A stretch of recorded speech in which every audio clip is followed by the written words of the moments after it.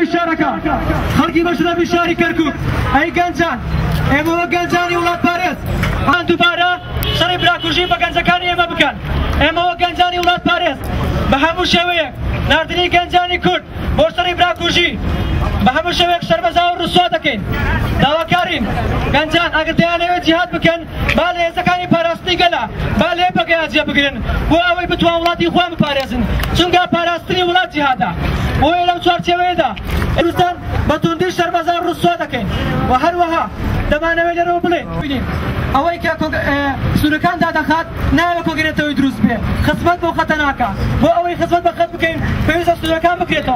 و یه داوکاری لهم خلق رحمه که حلوستی هر دم مردانه هبو استاش مردانه بکن نوری زکانی خوب شدانه و نرزایی خوان در برانبر او بلان او کارانی که است برانبر کردکای روشای کردستان دکره برانبر گله کمان دکره آوانا شبو خوش کبرای من آوانش پارچه کلولات کمان کماده سی دوشبران پارچه کراوا باید دعوا کارین نو بازار رحمه و دروی لویش برنامه که خوی نو برا گند نگار ساکی و همولاک سرکوت نخوازین استاش بکنه ریز خودانا یا بگه بشی بر خودانا یا بگه بشی بر خودانا یا بگه بشی شورشی روشاوا بشی شورشی روشاوا تمام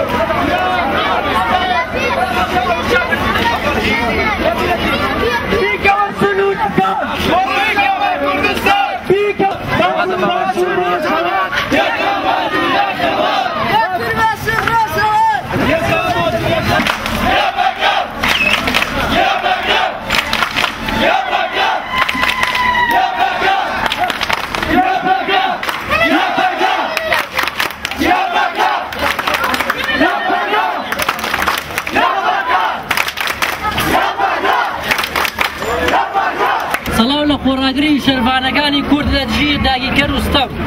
سەڵاو لە یەپەگاو سەڵاو لە شۆڕشی دیموکراتیانەی گەلی کورد لە خۆراوە زان و خۆشەویستان پێش هەموو شتێک داخستنی دەواازەکانی باشووری ڕۆژاوای کوردستان لەلایەن حکوومەتی هەرێمەوە شەرمەزار و ئیدانە دەکەین ئەمڕۆ ڕۆژاوای کوردستان لەناو دروستترین شەرت و مەرجی ئاسایشی ژیانیدایە لە چوار لاوە حەساری کراوەتە سەر سوپای ئازاد و دەوڵەتی سووریا لەلایەکەوە و دەوڵەتی تورکیا و لەلایەکەوە حکوومەتی هەرێمی زەلایەکی ترەوە حەسارێکی هەمەلایەنی کراوەتە سەر لەناو جوگرافیی تورکیاوە و هێرش دەکرێتە سەر هاوڵاتیەکانی کورد و کۆردومان دەکرێت سوپای ئازاد بە پشتیوانی هێزە دەرەکیەکان بە جیاوازی هێرش دەکاتە سەری ئەمانە هەمووی مایەی تێگەیشتنە چونکە دوژمنانن دوژمنن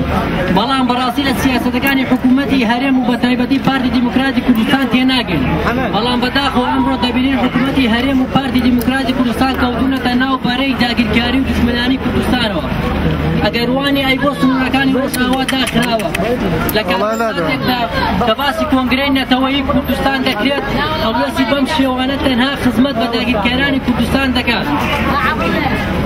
گەلەکەمان لە ڕۆژئاوا پێویستی بە یارمەتی و هاوکاریە هێزەکانی سەر بە حکوومەتی هەرێم ڕێگەیان لەدا ئیسعافەکان فریای بریندارەکان کەون و سنوورەکان لێداخرا حکوومەتی هەرێم لە زووترین کاتدا دەبێت هۆکاری داخستنی سنوور بۆیە بە زووترین کات دەبێت دەواازەکانی نێوان باشوور و ڕۆژئاوا بکرێتەوە بۆ ئەوەی هاوکاریەکانی گەلەکانمان بگاتە براوخشەکانمان لە ڕۆژئاوای کوردستان یەکێکی تر لە ئامانجەکانی ئەم چالاکیە ئاگادارکردنەوەی گەنجانە بۆ ئەوەی بە ناوی جیهادەوە فڕی نەدرێن و شەڕی براکوژیان پێ نەکرێت ئەگەر کورد بە تەمای جیهاداوە جیهادی گەورە بەشداریکردنی هێزەکانی یەپەگەیە نەک ئەو گروپە سەتانی کە بە ناوی ئیسلام و ئاینەوە دەستدرێژی دەکەنە سەر ناموس و شەرەفی خەڵکی تاڵان و تیرۆریزم بەڕێوە دەبن هەروەها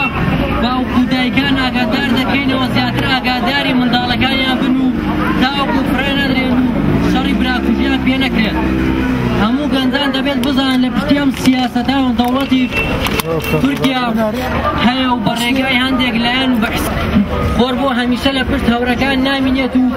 بەڵکو هەور لا دەچێت و چشمی خۆر جیهار ڕووناک دەکاتەوە هەروەها هەڵوێستی ئەنجومەنی باڵای پێشمەرگە دێرینەکان بۆ ڕاگەیاندنی ئەوەی کە ئامادەن گیانیان لە پێناو ڕۆژئاوای کوردستان دابنێن سەڵاو دەکەین و پێمان وایە کە ئەمە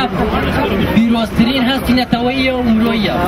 هەروەها دەکات و بە زووترین کات دەبێت واز لەم سیاسەتە بهێنێت و ئەگینە لەلایەن گەلی کوردۆ سەزا دەدرێت